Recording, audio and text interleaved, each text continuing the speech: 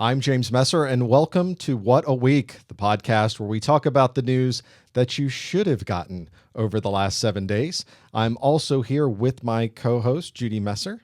Let's see her. Hello, Hey, Judy. everybody.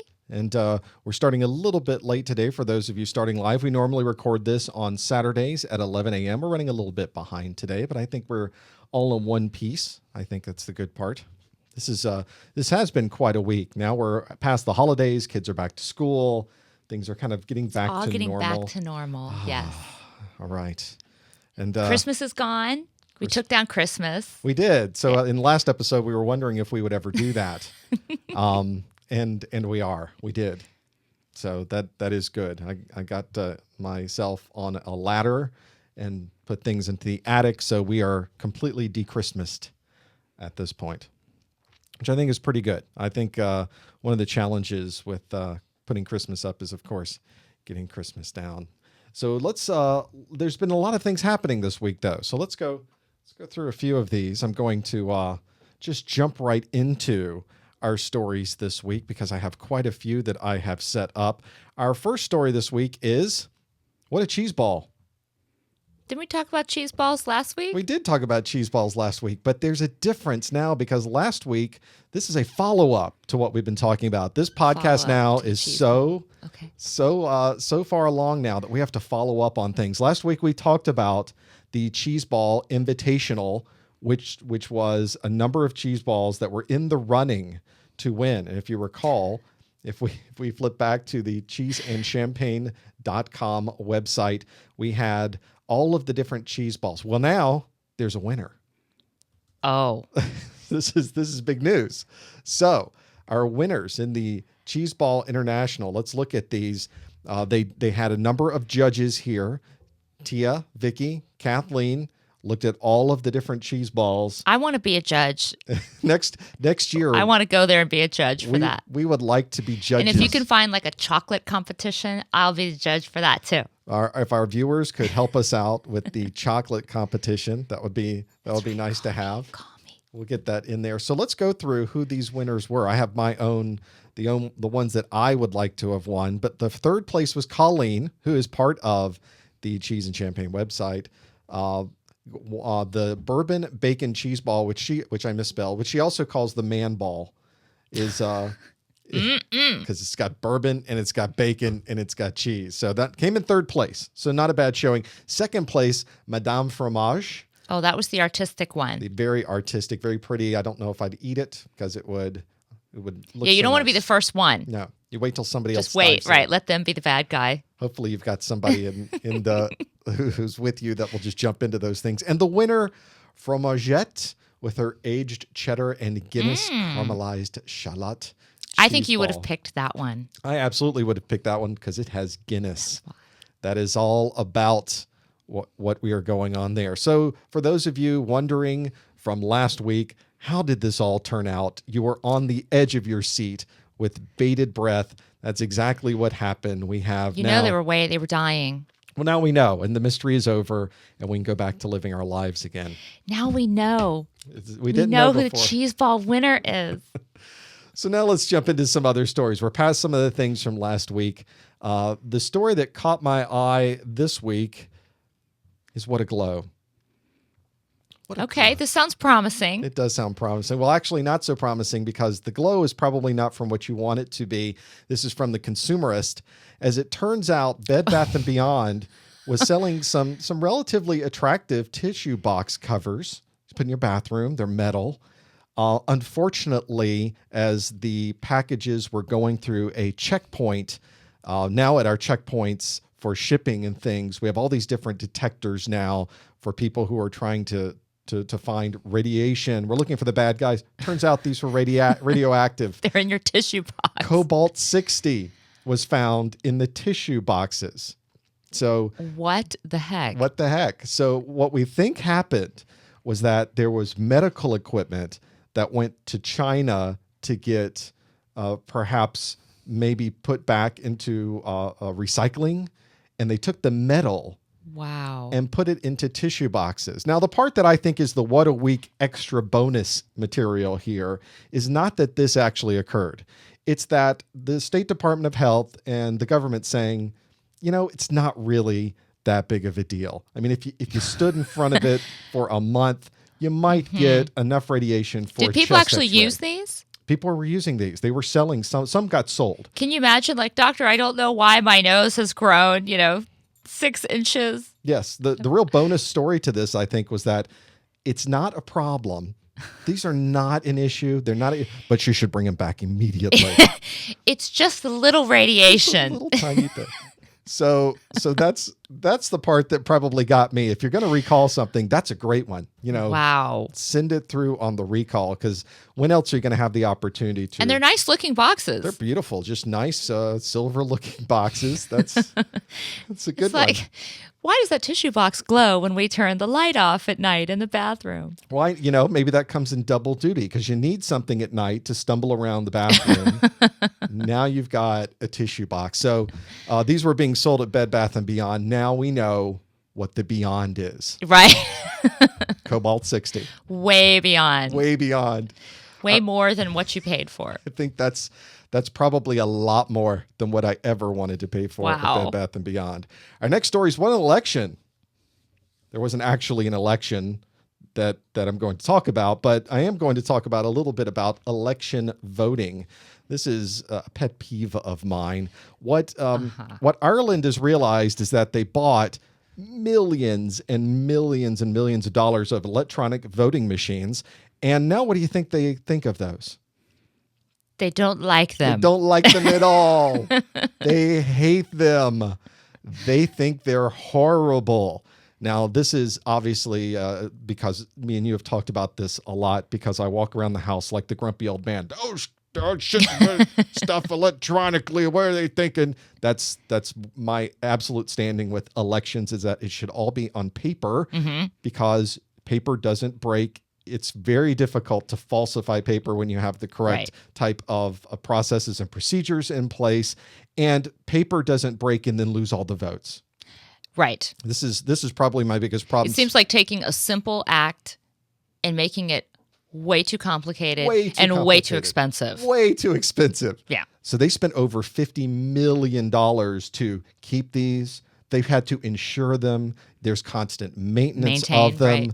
Huge amounts of dollars. And they've come to realize what we here in Florida, because that's where we're located, is in Florida, have realized is that it's horrible. It's a miserable way to vote. It's a great way to pay your bills online. It's a great way to surf Facebook. Miserable way to vote. So as somebody who is in the network and computer security type of arena, I can tell you it's a horrible way to put something important. Somebody makes a lot of money. Somebody made a lot of money on poor Ireland. But that was a very interesting story. I think we're going to see more of this. I think a lot of people already gotten rid of them. This is just one in a bunch of others that are going on. We'll certainly see more of that as we go. Unfortunately, don't you think it's the kind of situation, though? It sounds like a great idea. It sounds like a great idea. When they're pitching that idea, it seems like that makes great sense. Now it's accessible to people who have problems hearing, to people who may be handicapped. It's just too complicated to... But once you put it in practice, you suddenly realize after you're out, a whole bunch of money. You know what? Little paper, little pencil. It's what we're doing here. Yeah. Little bubble sheet. And that's why I Christmas tree everything. Probably not the best way to vote. You are what makes this country great. I agree. Our next story, what a sale. Okay, I like that. Now we're going somewhere with this. Are there shoes involved? There might be shoes involved. This is actually a site I found called Scrollsea. Catchy name. It's a catchy name. Let me flip over. Let's do a live Scrollsea on the website here. I've got one already set up. So this is Scrollsea.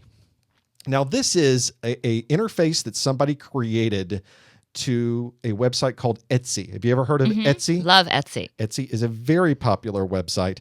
And Etsy was interesting in that not only is it a website that, for those of you that don't know, Etsy is a website that was created for people who create their own crafts, their own types of things that they would like to sell, their handmade items, and they sell them to people online. Because if you're creating handmade items, this was actually created by an artist who've had problems trying to figure out, how do I sell all these things online? I got to build a website, and then there's got to be this back end process, and I have to take credit cards. It was a mess.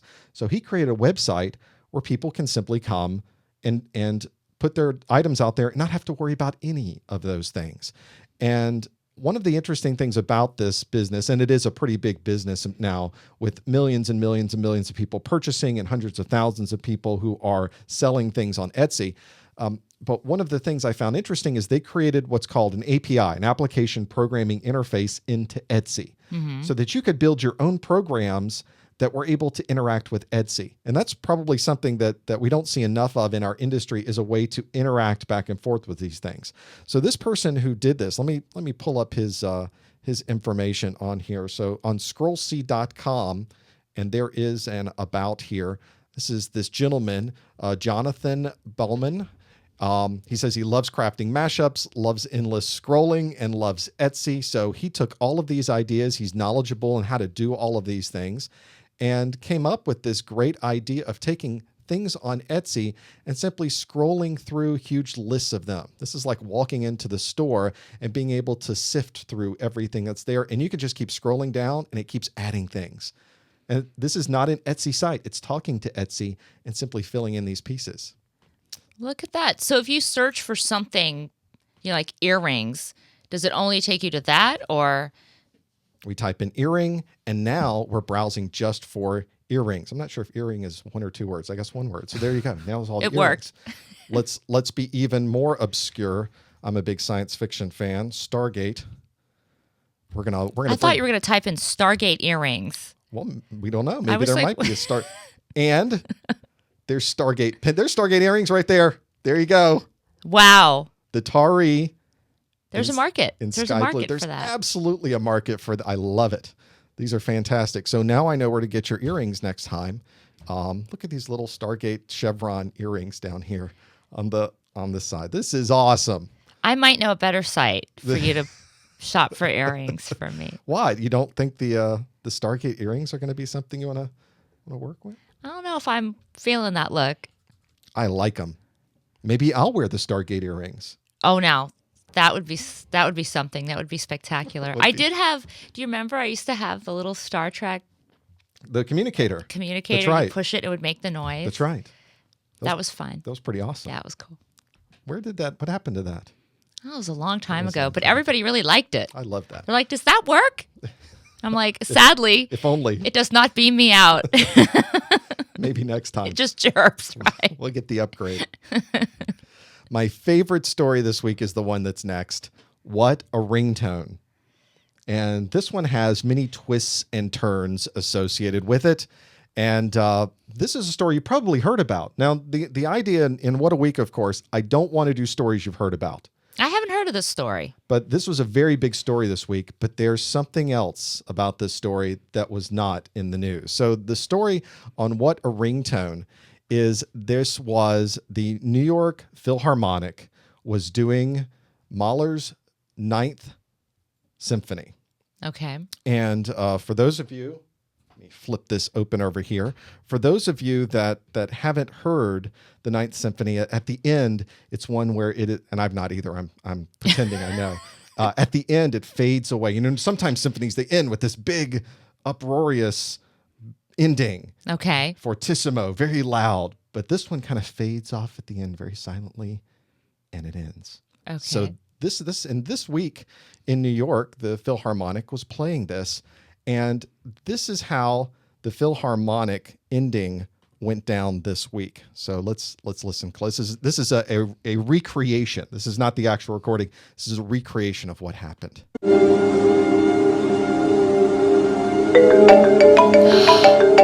No. Someone's phone did not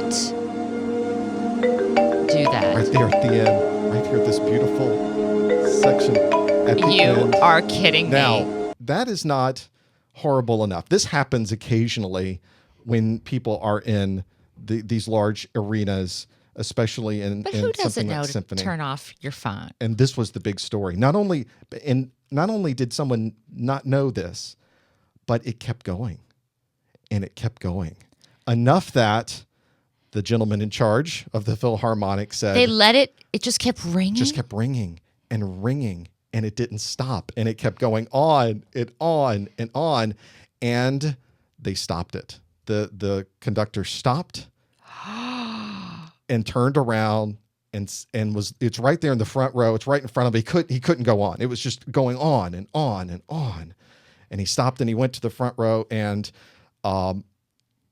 said, "Are you finished?" Because everybody's now scrambling at that point for their phones. This guy finally found his phone and turned it off.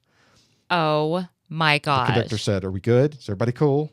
We all It took right?" him that long to find his Took him phone? that long to find He's a man. It's not like he had a bag that he had to sift through.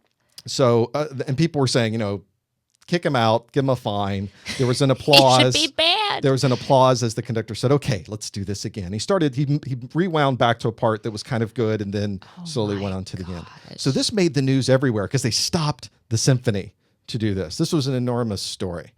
And everybody's like me. I was so mad at this person because we've been in those environments. You're in a movie. It's just you're at the rude, symphony. right. It's just rude. I hate that when that happens. It was on the morning shows. It was on radio shows. Obviously that was a YouTube video that somebody made to simulate what happened. Right. And everybody is justifiably angry, and that's where the story kind of ended. Except it turns out that wasn't everything about the story. Tell us the scoop. We have the scoop for you here. There's more to the story. So if the New York Times, who is so good at going through and finding what else about this story is interesting, found the guy whose phone was ringing and talked to him. Now, they did not publish his name. Because he was pelted with tomatoes. Because he's exiting. Rightfully embarrassed. Now, this gentleman is a lifelong proponent of the arts, loves classical music, has had seats for 20 years. Really? To attend. This is not somebody who walked in off It's the not someone street. you would expect This is not. to let their phone ring. Right. And here's the even better thing. His phone was on silent. Then how did it ring? He put his phone on silent. So no wonder he probably wasn't even reaching for it because he's like, it can't possibly be me. I'm good. My phone's on silent. Right. He had an iPhone. And you can put your phone on silent and everything is silent. Except for one thing. What? The alarm. The alarm. You know what? You're right. I am right. Because that's how I use my phone. Because mine chirps like crickets. Mine plays music in the morning. I turn off the ringer by using a little switch on the side of the iPhone. And the alarm will, of course, go off in the morning to wake me up. The day before this happened, at work, they replaced his BlackBerry with a brand new iPhone. Okay, He was not even accustomed to hearing this noise. Oh my gosh. Did not know the marimba. So already, he attends. So he doesn't even recognize it as his ring. It's not mine. He's probably sitting there like, some jerk's phone is ringing. I hate these people. What they're doing. That's one of those moments where you're really just like, could the floor swallow me now? He was so embarrassed. That's when you need the Star Trek button. The symphony called him the next day and said, "Dude, what's going on?" And he explained to them what's happened. He said, "Could you please let me see the conductor and apologize to him?" And they were not able to meet in person, but they got on a phone call. And the guy said, "I'm sorry. I had no idea. Here's the situation." The conductor said, "It's good. We're cool. Absolutely accept your apology. When somebody's Nothing you can do." apologetic like that, and it really is an accident. Now here's the piece that I find interesting, is that he just got his iPhone. Now, if you get a brand new iPhone, the alarm's not set. So he goes to this symphony, and suddenly afterwards they realize the alarm was set on this thing, and that's why it went off. So who set the alarm? Steve Jobs. Steve Jobs, from the grave, set the alarm on the phone to let us know he's still out there. What He's still time kicking. did it go off? Right there near the end. There was probably some global cosmic significance to the time.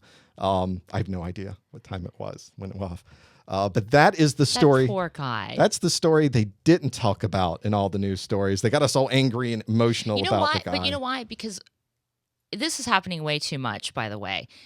I will be walking in the grocery store and somebody is just And it's not like, I'm sorry, which kind of pasta sauce did you want, honey? Because that's, okay. Sure. No, this one was That's talking me. about her medical issues, very loud, because apparently the person on the other side couldn't hear.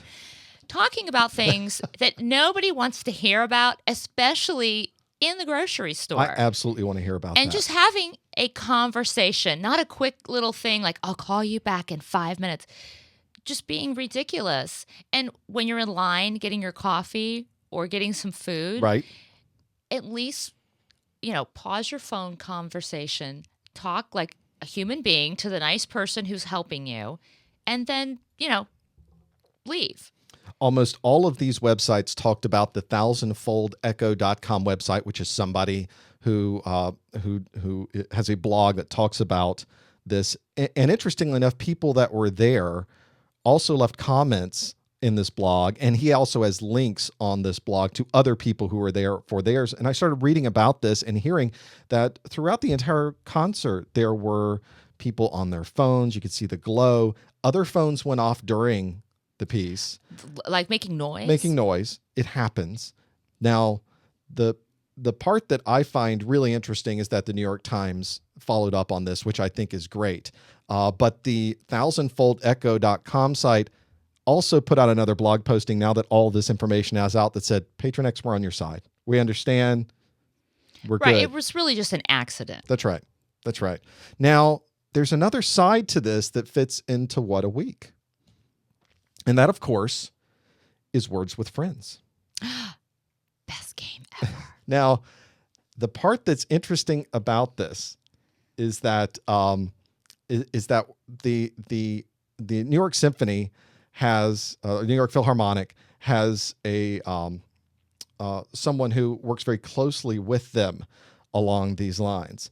Alec Baldwin is someone who has promoted the Philharmonic. He is effectively their spokesperson, and before the entire concert starts, a recording comes on that says, "Ladies and gentlemen, please turn off all of your cell phones and electronic devices." And it's Alec Baldwin who's speaking about this. Oh, really? He recorded it. So, Okay. So here's your irony. The guy who wouldn't turn his phone off on the plane is the guy who said, turn your phone off at the symphony, and did not. The other guy did not have his phone turned off.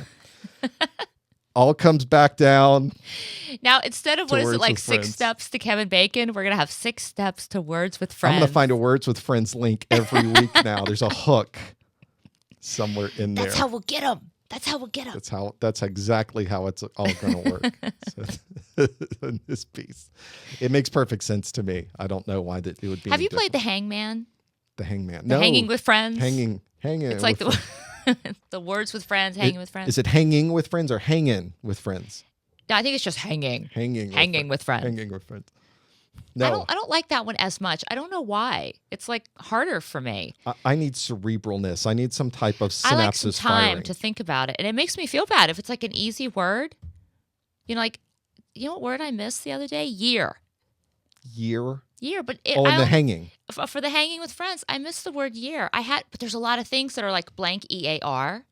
Oh, sure. Here. Yep. Bear, right? And I only had like one blank left, and I went with the B. I went with bear, and then it was year. It just made me feel bad. You were way off. You were I like games where I can win. the other side of the alphabet. You weren't even close. I'm not a very good Words with Friends player. I say not a very good. I don't keep up to date. I may play once a day. It's like playing some type of chess by mail. You're busy. You're busy. You're doing a lot. I got things going on. A lot going on. I got a lot happening. And you usually let me win, so I appreciate that. Well, you're very welcome. Whatever I can do to help the process along, more than happy to do it. Well, since we're talking about words, let's talk a little bit about numbers. My What a Sight this week is the MAA number a day. This is from the Mathematical Association I like this because I have a whole number thing. of America. So the Mathematical Association of America's website, let's flip over there right now. We're watching my screen live. And the number a day today is 438. How do they come to this number? It's the number of the day. They just pick a number. That's the number. That's it. Does it have to be 3 digits? I don't know. It's a number. It could be anything, I guess. It's the number of the day. They can make it whatever they'd like. And the number today, 438. And if you go out to the MAA website, the number of the day of 438 is 2 times 3 times 73. It's also called a Smith number because the sum of its digits is equal to the sum of the digits of its prime factors. My brain's starting to hurt a little Isn't that bit. awesome? It's fantastic. This number it could be a mathematician's number of the devil because it's also 666 in base 8. Going with that. And at the bottom, they actually... It's a little bit obscure. At the bottom, they have something to bring it back to the rest of us here. The term 438 match or the 438 game has been used by cricket fans to describe a famous 2006 one-day international test in which Australia scored a world record 434 in their innings. Now, with cricket, one team bats first and you get all your points. Then the next team comes up and tries to beat that. Okay. Now, they call it the 438 game because then South Africa got up and beat that world record by scoring 438 points. So it's the 438 game. Wow. So there you go. That's your cricket and number information for the week. Numbers are very significant to people, though. And everybody has certain numbers that mean a lot to them. You like numbers. They're very significant. They're not significant to me. My big number is 3. So anything that involves 3 or multiples of 3, it feels very lucky. Why 3? I don't know. That's just always been my number. A lot of 3s in your life. A lot of 3s. They pop up everywhere. Well, my birthday's the 27th, and so the number 9 is also lucky. I just have a big number thing. I really notice numbers. Like when I pay my bill, I always notice what the bill is. And how did we possibly get married? I'm the polar opposite to that. I could care less about numbers. I don't pay attention to numbers. Well, you see it in a very mathematical I do. way. Like, well, of course it's that number. Of course it's 3. Of course it's 9. That's what it's supposed to be. Right. For me, it's just like, that was the day that I found, these gorgeous shoes on sale. And of course, we want your number. You send us your number to the What a Week podcast. You can go to www.whataweekpodcast.com or tweet us your number. My Twitter is What Week. What you laugh every time I do the What Week. Our Twitter is What Week, not What a Week. What Week. Just remember that. It's very unique. It's very avant-garde. Or just send me if your number is very private to you, send me an email, james@whataweekpodcast.com. There are books you can buy. I actually have a book like this on my Kindle. Yes, there's a book you can buy, and numbers have significance. So no, they don't. They do. Like 10 is the number associated with law. Yeah. And if you dream about numbers, you can look up in this book like what it means. Next time on What a Week, we're going to discuss numbers. I'm going to find a What a Week number story. Maybe you should get me this. That has a tie-in to Words with Friends. Get all of that. Oh, there you go. I think that brings us to the end of this episode of What a Week. We do this every week at approximately, hopefully, 11 a.m. Eastern time on Saturday. Feel free to watch us live. And by next week, I'll have the whataweekpodcast.com/live link going. You can watch us there. On behalf of myself, James Messer, and Judy Messer, thank you for joining us. Bye. We'll see you next time on What a Week.